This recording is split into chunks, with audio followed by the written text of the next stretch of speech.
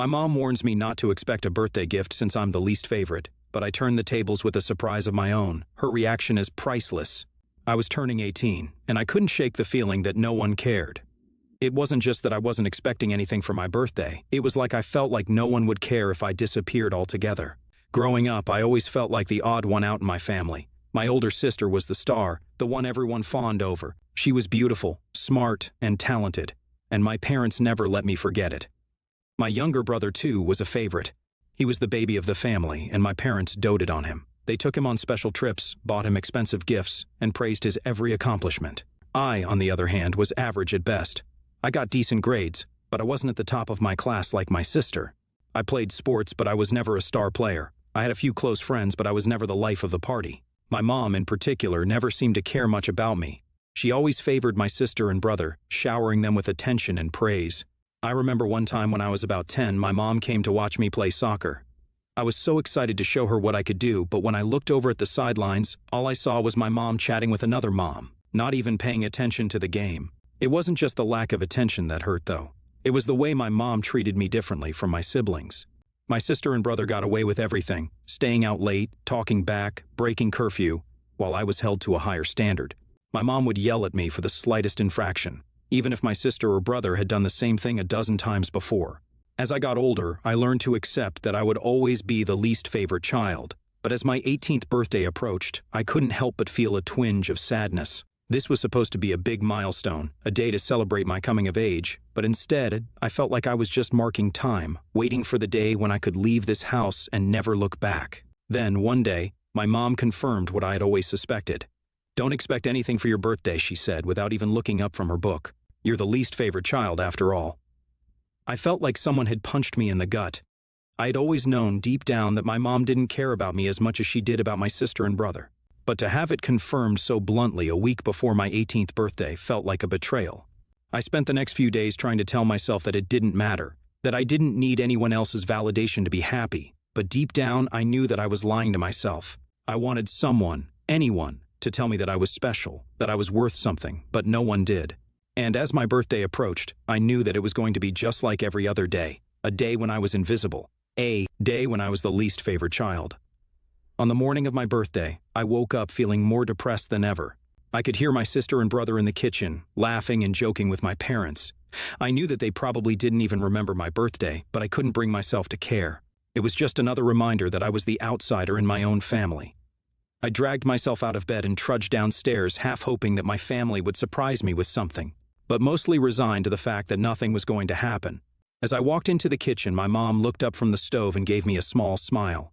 "Happy birthday," she said, as if it were an afterthought. I mumbled thanks and sat down at the table, staring down at my cereal. My sister and brother were still chattering away, oblivious to my misery. I wanted to scream at them, to tell them how much it hurt to be the outsider, but I knew it wouldn't make any difference. They would never understand what it was like to be me. As I finished my breakfast, my mom got up from the table and walked over to me. "Listen," she said in a low voice, "I know I haven't been the best mom to you. I know I favored your sister and brother over you, and I'm sorry, but I want you to know that I do love you, even if I don't always show it." I looked up at her, surprised. I had never heard my mom apologize before, let alone acknowledge that she had treated me differently from my siblings. For a moment, I felt a flicker of hope.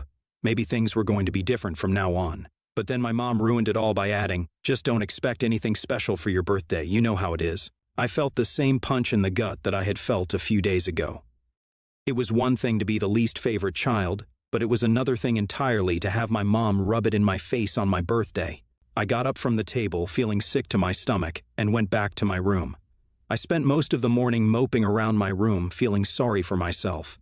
I didn't want to talk to anyone, didn't want to see anyone. I just wanted to be alone. But then, around midday, something changed. I don't know what it was exactly. Maybe it was the realization that I didn't need anyone else's validation to be happy. Or maybe it was the stubbornness that had always been a part of me. But suddenly, I knew what I had to do. I got up from my bed and started rummaging through my closet, pulling out old clothes and toys that I didn't use anymore. I found an old photo album and started flipping through it, tears streaming down my face.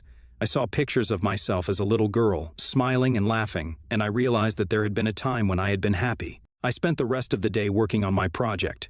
I glued pictures onto construction paper, wrote out little notes, and carefully wrapped everything in tissue paper. I didn't know if it would make any difference, but I knew I had to try. As the sun started to set, I walked into the kitchen, holding my carefully wrapped packages. My mom looked up at me, surprised. "What's all this?" she asked. "I know you said not to expect anything for my birthday," I said, my voice shaking. "But I wanted to give you something instead." I handed her the packages, feeling my heart pounding in my chest. My mom looked down at them, then back up at me. As my mom looked through the packages, I could see her face growing redder and redder with embarrassment. She didn't say anything for a long moment, but then she finally spoke up.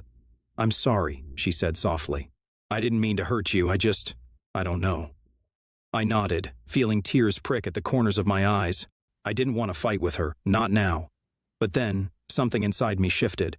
I had been holding on to this hurt for so long, but now I realized that I didn't have to take it anymore. I didn't have to let her words define me. "I'm moving out," I said suddenly, feeling a surge of adrenaline. "Today, I found an apartment and everything is all set. The deal will go through tomorrow." My mom's expression changed instantly, and I could see the rage building in her eyes. "You can't just leave like that," she said, her voice rising. "You have a family here. You can't just abandon us." But I stood my ground. I was tired of being the one who was always left behind, always forgotten. "I'm not abandoning anyone," I said firmly. "I'm a legal adult now. I'm doing what's best for me, and for once, I'm not going to let anyone make me feel guilty about it." I could feel my family staring at me, shocked and appalled by my words. The rest of them had come down too, but I didn't care. I had finally found my voice, and I was going to use it. There was a stunned silence in the room, and for a moment no one spoke.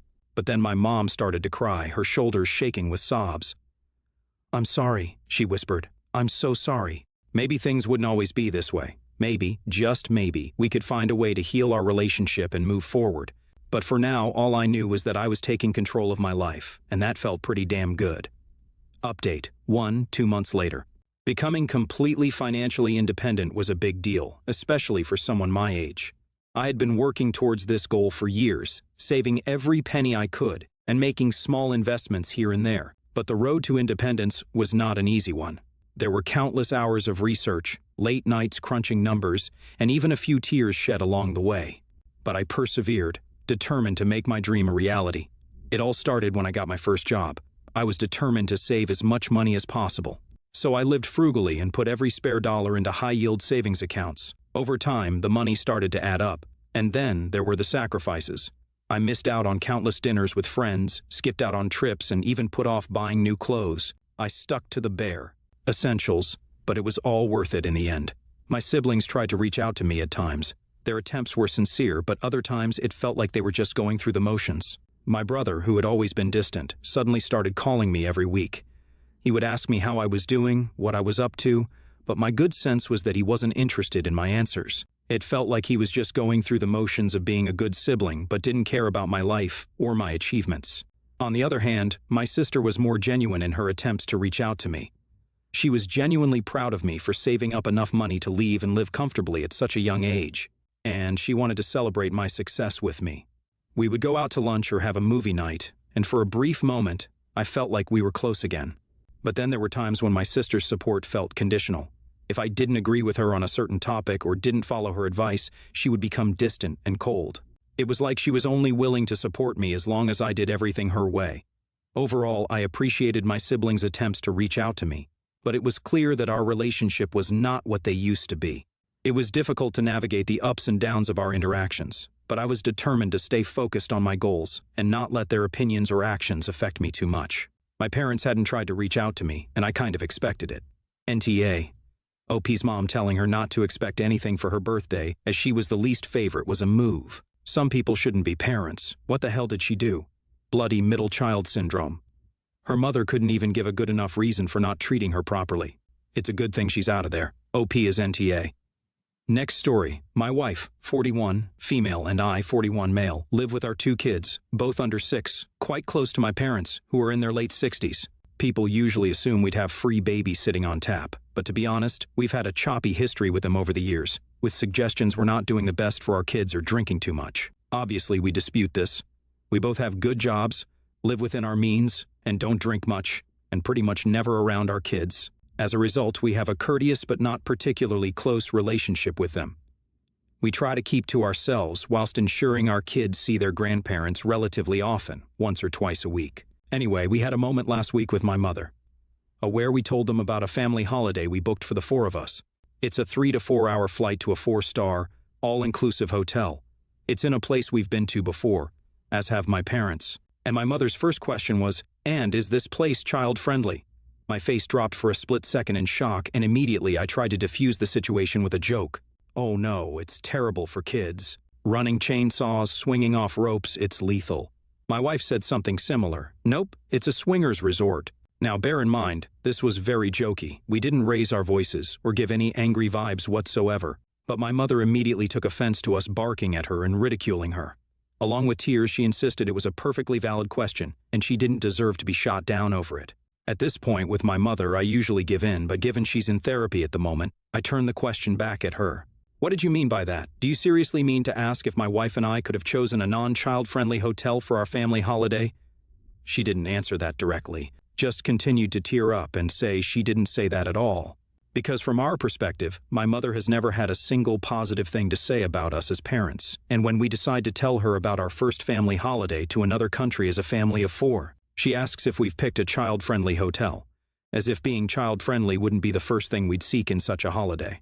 My mother refused to accept this point, and what's more, my sister, 37, who has no children and no experience over parents' judgment on her parenting, decided to wade in and say it was a perfectly normal question she'd ask of any of her friends with kids.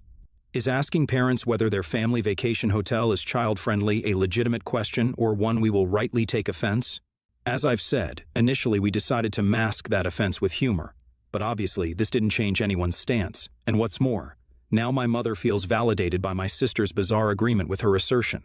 The question seems fairly innocuous. Part of making conversation, given your perception of your mom's motives based on past history, perhaps you projected a deeper meaning onto it. You assume a slight in the absence of direct insult.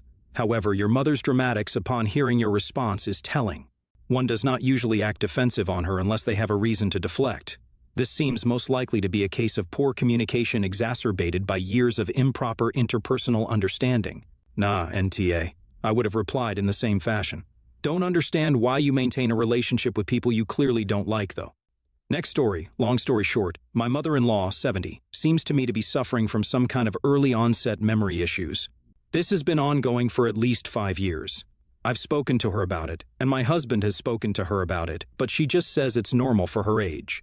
It's not. She'll sometimes agree to go see a doctor, but by the time she gets home, she's forgotten she agreed, and we just have the same conversations over and over. I'm actually not sure exactly how much she forgets and how much she pretends because it's easier. Note, I've told my husband he needs to fly to see her and take her to her doctor, but he doesn't.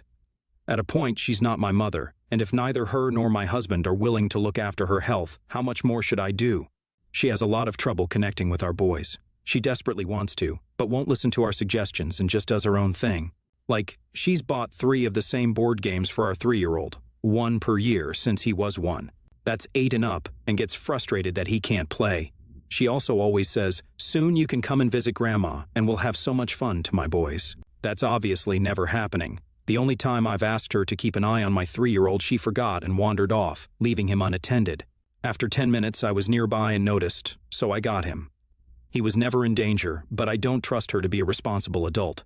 I always just make a non-committal sound, but I do think if I said I would never even consider it if she doesn't see a doctor about her memory, so we have an idea of what's going on and what to expect. It may be the motivation she needs to go, but it feels manipulative and petty when I won't allow it anyway. What do you think, Wibta? YW and BTA. If her memory is as bad as you say, she probably won't even remember your conversation in a couple of days, but I would really push your husband to either fly out or appoint someone else to help his mother get to the doctor. Early intervention can make a difference when it comes to slowing the progression of dementia and extending lifespan. And there's a good chance your mother-in-law is not only in denial of her dementia but is unaware of how bad it is because, dementia. This could be a life or death issue for your mother-in-law, whether she recognizes it or not. If your husband loves and values his mother, he needs to get on this like yesterday. NTA, but you say she's 70, but also that her memory issues are early onset. That's incorrect. She's at the age when the signs of dementia are expected to start showing themselves. My dad was diagnosed at 72, and my mom at 67. Early onset dementia is when it happens before the age of 65. It might seem like I'm splitting hairs here, but it's important that you understand this, because no part of you should be thinking she's too young. It can't be dementia. She's exactly the age these things tend to start, and you and your family need to take it seriously. Why WBTA for saying it just to make her go? If her memory is this bad, what's going to happen is that she'll be upset at the moment, forget the conversation, and then still not go. There's a thing with dementia patients called therapeutic lying. For example, if the patient's husband is dead and she asks where he is, you don't tell her he's dead because that will upset her to no purpose. Instead, they'll tell her he'll be here in a little while, and then she'll forget it anyway, and it keeps her calm. Your non-committal sound is the right instinct. I think keep doing that. I spaced that out because I'm going to give this an NTA because so far you have not been an a-hole, and I think your husband is kind of being one. You're right. He does need to fly out and take her to the doctor. She's not going to go on her own. Husband may be in denial himself and not want to admit how bad it is, but he needs to step up here.